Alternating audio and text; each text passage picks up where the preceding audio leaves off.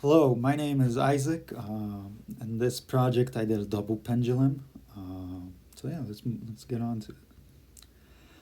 All right. So why study a double pendulum? Well, a double pendulum is known as a chaotic system, which a chaotic system means that in a small change, just the initial conditions or initial values, if you will result in a extreme, unusual behavior. So per se, I move a little bit of the pendulum to the left and it ends up spinning in a whole circle and going crazy and whatnot. So studying a double pendulum mostly helps us explore an example of what a chaotic system looks like. So I want to derive a bit the equations of motion, and you can do this a couple of ways, but the easiest way to do it is through the Lagrange. So as you can see, the Lagrange right here is the kinetic energy minus the potential energy, in which from the Lagrange we're able to get the partial derivative with respect to qi, which equals the partial, no, the change of time to the partial derivative of the Lagrange with respect to q dot I. I mean, to get into the details, not too important, but just to mention a bit, QI is known as the degree of freedom, and Q dot will be the Q dot right here will be the velocity of that degree of freedom. Oh, I got cut off a bit, but either way. So as you can see, this is a double pendulum, simple double pendulum, not too complicated. So we can derive the position of, or just the x and y coordinate of the first mass and then the second mass, which can be done just doing simple trig. So for the position of the first mass, we have the equation stated right here. Oh, my bad. And the position y will be right here. One key thing, I guess, to notice would be that for the second mass, the position is related, its position itself is related also by the first position. As you can see, the L sub 1 sine theta 1 right here plus its own sine theta 2 L2. Basically, this is just like the, the components. So after that, we can just get the derivative with respect to time, and in doing so, we get this, as you can see. This is just just the derivative. Chain rule, I think, if I remember right. So yeah, as you can see, the net also just to notice the negatives just cancel out. All right, so afterwards, now we just need our kinetic energy and our potential energy, in which the kinetic energy will be the full kinetic energy of the first mass plus the kinetic energy of the second mass, where obviously the velocity is x dot squared of the first plus the y dot of the first mass, which is, like I said, just related right here. Potential energy is just simple mgy, which in this case we get the potential for the first mass and then for the second mass. Yep. All right, so now that we have everything, we can just simplify as much as possible and use trig identities. And doing all of that will result in this Lagrange right here.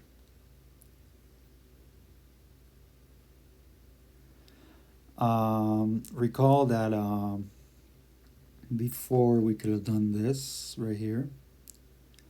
Well, now our degrees of freedom would just be theta 1 and theta 2. And now it's just a simple matter of just getting the derivatives and so on and so forth. So simplifying as much as possible just to get theta dot dot, which is just acceleration, and theta dot dot for the second mass. Doing all of that, we get this whole complicated equation. So yeah. So now let's look. I want to explore a bit the code and call it done. So hold on. So right here, so I did two sets of codes. One is plots and the other one is animation. So let's look at the animation real quick. So right here are my parameters. So L1, L2, M1, M2. Right here will be, more parameters. G, the acceleration due to gravity. So these two will be the initial angles. Obviously, you can't, for coding wise, or just generally, you need to assign some initial value. So in this case, I just assigned it to be 90 degrees for both. Again, just initial values for the theta dot, theta 2 dot. Our visuals right here, which is not too important. I guess it's fair to mention that for calculating this equation, I use Euler's method, which is the simplest, quotes on the simplest, but is the easiest way to code at least all of this. You can use better numerical methods that can calculate everything better, like we did previously in the semester, like Euler's Richardson and so on.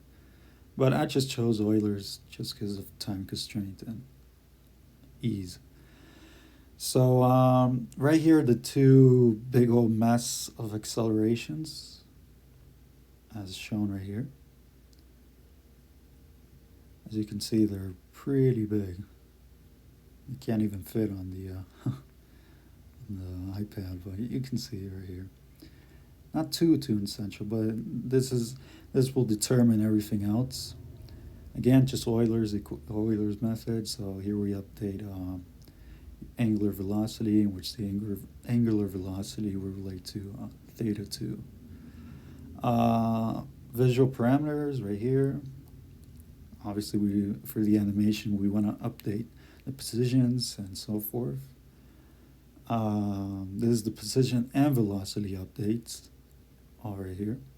And these are the equations I showed you before, right here. The x dot 1, y dot 1, and so on and so on. And right here, just for kicks and giggles, is the energy, the total energy of the system, which will be equals Tu, kinetic energy, and potential. Great. So doing everything, just running this is what we get, which is pretty nice, if you tell me.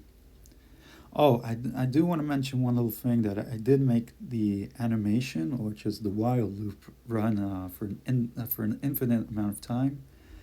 Also, I forgot to mention the time step, because remember, there's Euler's equation. The smaller the time step, the better calculations, but just for this case, I'm not going to focus too much on that. So yeah, like I said, just to play around a bit quickly, I made both lengths of the rod equal to 1, and here the masses, which equal to 1 as well. And recall that I said the angles are 90 degrees, both of them. Well, let's go ahead and see what that looks like. So yeah, looks pretty cool.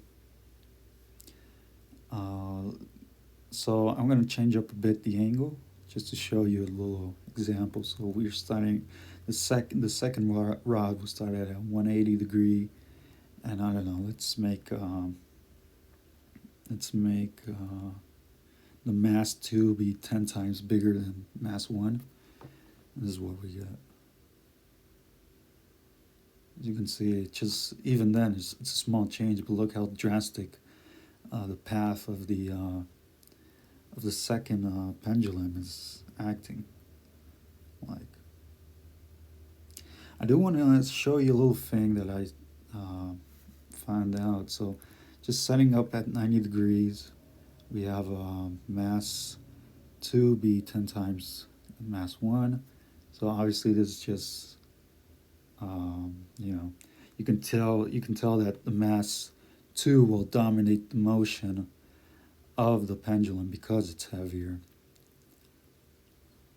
So now I just want to show you the plots, which I did it separately because animation and plots took forever to load. So again, just the same thing. This is just the plot parameters, as you can tell. Time step. In this case, I didn't make it go for an infinite amount of time. I did just wanted I do want a finite time so I can tell what's going on. So in this case, I made time be less than 5.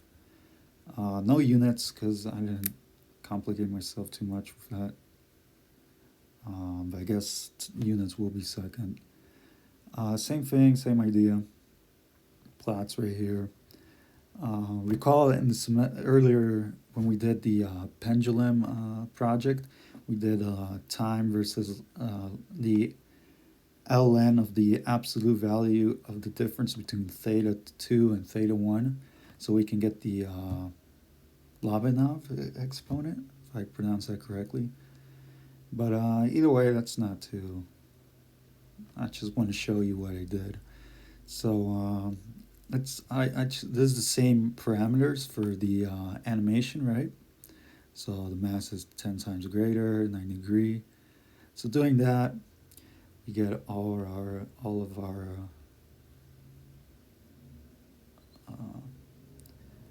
so there's a theta versus time, theta 2 versus time. This is where we can get the Lyapunov constant. And look at this. This is where I found very interesting. It's almost a similar shape, but at the same time, it's not. If that makes sense. As you can, this is a phase this is a phase diagram. My bad. This is omega versus theta 1 and omega 2 versus theta 2, where omega is obviously angular velocity. So yeah, I found this very interesting. This whole little phase phase whatever. Sorry, it's been a hard couple of days with all these finals. But yeah. So I found that interesting. Obviously, you can change it up. Let's go back to the one where both masses are the same. Obviously, the same animation. But it's a little. You can see it's the second pendulum is not dominating as much the motion. So going back to the phase diagram, phase plot, we see this. So as you can see, they're different now. So yeah, so that's pretty much what I did for this final project. Obviously, I can go into more detail if you guys want me to, and you can ask the questions and I'll respond. But yeah, not too extravagant, too much. I hope it's not too much to digest. But yeah. Also, one little quick thing I want to mention that for my project, I originally wanted to make an n amount of pendulum. So n, where n would just be the like I said, amount of pendulums for example, 25 pendulum system or whatever. And I wanted to generalize that, but time constraints and whatnot. So I just stick to a 2 pendulum system, and this is what I came up with. And yeah. So I hope you liked it. Again, if you have questions, just let me know. Thanks. Thank you for listening to me and looking at the video, and have a good day.